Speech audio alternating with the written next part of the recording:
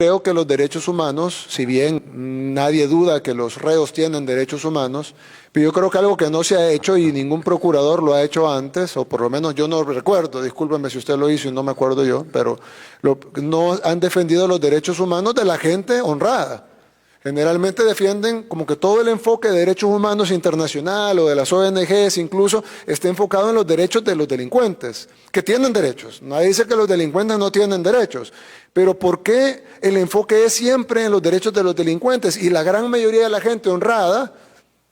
nadie le importan sus derechos. En este país pasamos 30 años siendo acribillados, asesinados, renteados, violados, extorsionados, amenazados, viviendo en zozobra y nadie dijo nada, pero de repente agarran a los que matan, a los que rentean, a los que violan y de repente hay que ver los derechos humanos de ellos. Sí, tendrán derechos humanos, pero son más importantes los derechos humanos de la gente honrada y creo que eso es algo importante, procuradora, que debe de también investigarse y debe de también reportarse, porque si no, entonces no estamos hablando de derechos humanos, estamos hablando de derechos de los delincuentes, que creo que son dos cosas distintas. Derechos humanos son todos, y los derechos y las personas que no tienen sus derechos restringidos son las personas honradas, porque los otros tienen derechos humanos, pero tienen derechos restringidos. Por ejemplo, no tienen derecho al voto, no tienen derecho a la actividad económica, no tienen derecho a la libertad. ¿Por qué cometieron un delito? Entonces, si se les restringe, en Estados Unidos algunos no tienen derecho a la vida porque les ponen en la silla eléctrica.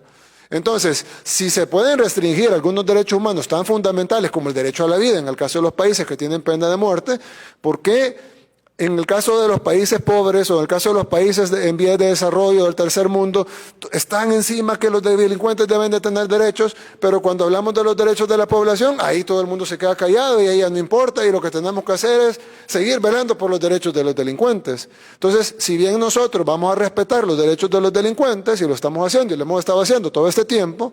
pero nuestra prioridad va a ser los derechos de la población honrada, que son los que no tienen sus derechos restringidos porque no cometieron delito.